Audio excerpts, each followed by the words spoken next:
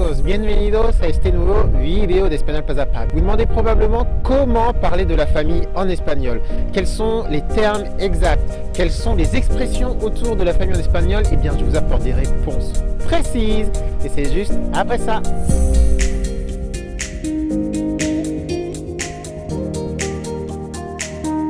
Juste avant, je vous rappelle, si ce n'est pas encore fait, vous avez l'e-book Objectif Espagnol, une quarantaine de pages de conseils pratico-pratiques, d'outils pour progresser rapidement en espagnol. C'est gratuit, c'est offert, c'est cadeau et c'est dans la description de cette vidéo.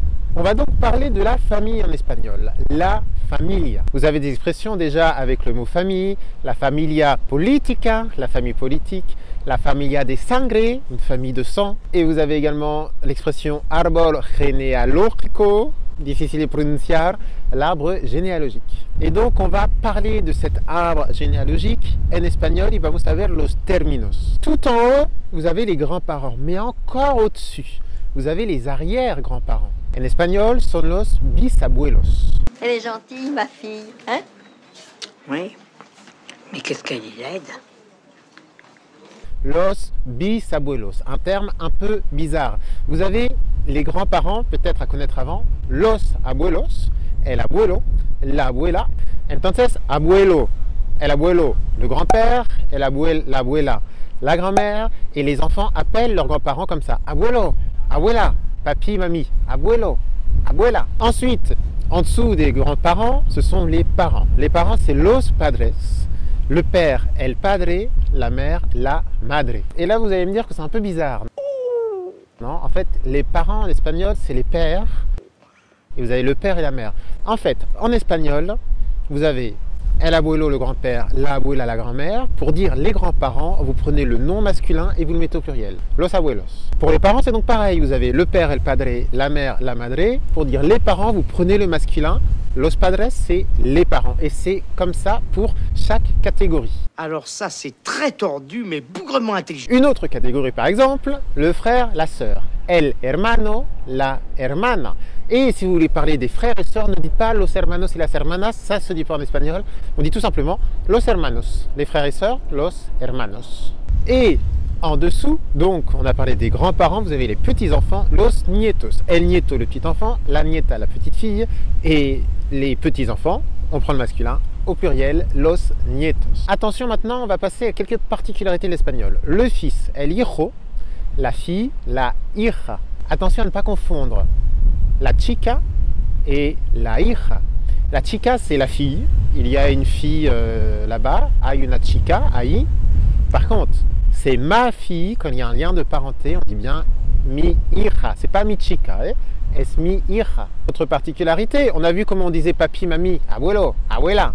Comment dit-on papa, maman? Eh bien, c'est papa, c'est la même chose, sauf qu'il y a un accent sur le deuxième A. Papa, papa, on accentue bien le deuxième. Et maman, c'est pareil, accent sur le deuxième. Mama, mama. On peut aussi dire, on peut entendre papi, mamie. Vale, donc papi, c'est pas el abuelo, c'est pas papi. Papi, c'est papa, c'est un peu comme daddy. Et mamie, mamie, es como mamie. Vale, donc papi, mamie, ou bien papa, mama. Ensuite, on se balade encore un peu dans l'arbre généalogique. El tío, c'est l'oncle. La tia, c'est la tante. Si on veut dire mes oncles et mes tantes, eh bien on prend le masculin au pluriel, los tíos. Attention, tío, c'est un autre sens en espagnol. Tío, ça veut aussi dire mec. Vamos tío, allez mec, allez gars, vas-y mec. C'est une forme colloquiale, pas hyper vulgaire, mais familière, de dire mec. Vamos tío. On peut le mettre au féminin, ça équivaut un peu à meuf, fille, on ne dit pas en français, mais allez meuf, allez meuf quoi. Vamos tia, allez, vamos tia, tia. Bon, je sais qu'il y a un gros débat sur meuf en français. N'hésitez pas à dire dans les commentaires si vous l'utilisez ou pas. Donc, simplement, je dis meuf, c'est pour que vous compreniez un peu le sens de tia, non? C'est quelque chose de familier, mais de pas vulgaire pour dire l'inverse de mec, meuf. Si vos tios, si vos tias ont des enfants, eh bien ça va être vos primos. Los primos, les cousins, mi primo, mi prima. Un autre terme, si vos frères et vos sœurs ont des enfants, eh bien ça va être vos sobrinos. Les neveux nièces, los sobrinos, mi sobrino, mi sobrina. Et enfin, on va du côté de votre conjoint, de votre conjointe. Comment appelle-t-on les beaux-parents? Les beaux-parents, c'est los suegros. Donc, mi suegro, c'est mon beau-père, et mi suegra, la fameuse, la belle-mère. Vous avez le beau-frère cuñado, belle-sœur cuñada. Attention par contre à ne pas confondre.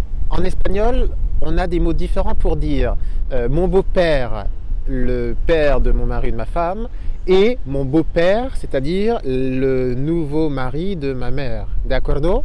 Dans ce cas-là, c'est un autre terme. Est-ce que vous m'avez suivi?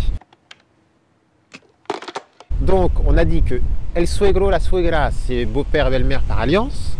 Et si c'est mes parents qui se remarient avec d'autres personnes, ça va être el padrastro et la madrastra. Et maintenant, un petit bonus, le vocabulaire, hein, tout ça vous le retrouverez dans une fiche à télécharger, le vocabulaire en lien avec la famille. Vous avez donc les jumeaux, los gemelos, vous avez adopté, c'est adoptado, orphelin, huérfano, mi hijo mayor, c'est le plus grand, el hijo menor, c'est le plus petit. Vous avez également padre adoptivo, madre adoptiva, padre biologico, madre biologica. Tout cela, c'est du vocabulaire un petit peu plus précis que je vous mets dans une fiche récapitulative. Et attention, si vous voulez parler de vos ex, parce que parfois on est obligé de parler de ses ex, hein. Mi ex, alors mon ex c'est mi ex, comme en français, ou mi ex mujer, mi ex esposo, marido, mi ex novio, mi ex novia, non? Donc, pour parler de ses ex, comme en français, on met ex et on le met au début du mot. Ensuite, on va voir des verbes en lien avec la famille. Tout d'abord, vous avez le verbe casarse. Casarse signifie se marier. Être marié, estar casado. Attention, pour le mariage, c'est un peu compliqué. Vous avez la boda et el matrimonio. La boda, c'est le mariage, c'est le jour du mariage, c'est la fête du mariage, ¿vale? Et el matrimonio, c'est le concept du mariage, d'accord? Donc, si je dis jeudi j'ai un mariage, dimanche j'ai un mariage, je vais dire la boda. Quand on se marie, parfois malheureusement on divorce, et divorcer, c'est divorciarse. Attention, en français on se marie et on divorce, en espagnol on se marie et on se divorce. C'est un verbe réfléchi, divorciarse. Et bien pour résumer un peu tout cela, ce vocabulaire, je vais vous proposer d'aller sur l'ordinateur. On va découvrir une carte mentale pour résumer. Et cette carte mentale, c'est cadeau, elle est disponible dans la description de cette vidéo. Nous voici donc sur la carte mentale que vous pouvez télécharger gratuitement en bas dans la description de cette vidéo. Dans cette carte mentale, vous avez donc du vocabulaire, mamá, papa, el árbol familiar, los padres, cuñado, cuñada, bisabuelo que l'on a vu, bisnieto, arrière-petit-fils, marido, mujer, et puis je vous explique un peu padrastro. Et ensuite, quand vous descendez dans cette carte mentale, vous trouvez l'arbre généalogique. Moi je suis ici, mi esposo, mi esposa, cuñado, cuñada, hermano, hermana, padre, madre, abuela, abuela, hijo, nuera, la belle-fille, yerno, le gendre. Vous avez tout le vocabulaire qui est résumé dans cette carte mentale que vous pouvez retrouver donc gratuitement à télécharger en dessous de cette vidéo.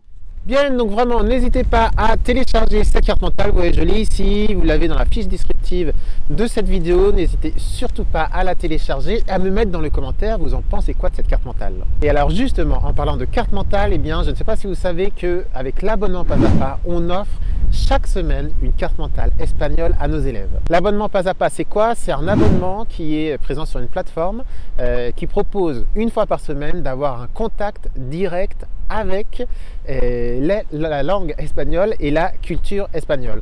En quoi cela consiste exactement? Eh bien, l'abonnement est hébergé sur une plateforme et sur cette plateforme, vous avez un cours qui se débloque chaque semaine. Un cours en vidéo nouveau chaque semaine sur un point de culture, de littérature ou sur un point de société. Vous avez toujours l'audio à télécharger pour écouter dans les transports et puis des exercices autocorrigés à réaliser, des exercices à faire que je corrige moi-même à l'écrit ou à l'oral. Et puis, vous avez toujours à télécharger un cours PDF qui résume le cours de la semaine. Et puis, vous avez également une bibliothèque virtuelle. Alors, cette bibliothèque virtuelle, elle est un peu dingue. Vous avez tout le contenu de grammaire, toutes les cartes mentales, toute la conjugaison qui est stockée, tous ces cours sont stockés sur une bibliothèque virtuelle depuis la création de cet abonnement il y a plus d'1 an. Et puis vous avez également des cours d'initiation. Si vous êtes débutant, vous pouvez suivre cet abonnement. Vous aurez un soutien, un suivi par des cours d'initiation à l'espagnol. Donc surtout, n'hésitez pas, si vous voulez découvrir cet abonnement, à cliquer dans la description de cette vidéo. Vous pourrez découvrir cet abonnement pour pouvoir apprendre l'espagnol online depuis chez vous, tout en étant accompagné de manière très sérieuse et régulière, mais tout en s'amusant. Muchas gracias por haber seguido este video. Les devoirs aujourd'hui, eh bien c'est facile, c'est très simple. Je vais vous demander de me présenter votre famille. En español, en los comentarios tienes que presentarme a tu familia o presentar a ciertas personas de tu familia a practicar en español. Perfecto, chicos. Bon, eh bien, une fois n'est pas coutume, Floppy ha venido aquí para despedirse. Et il me tournait autour pendant la fin de la vidéo, donc je me suis dit, tiens, il a envie de faire un coucou. Il está bien aquí. Il est posé, il est tranquille. Perfecto. Pues, estamos en contacto. N'oubliez pas vos petits devoirs dans les commentaires. Ça me fera plaisir de vous lire. Comme toujours, je vous lis toujours. N'hésitez pas à mettre un pouce si ça vous a plu. Y vamos. Ay, no, un beso, no, por favor. Hasta luego, que os vaya todo bien. Chao a todos. Chao.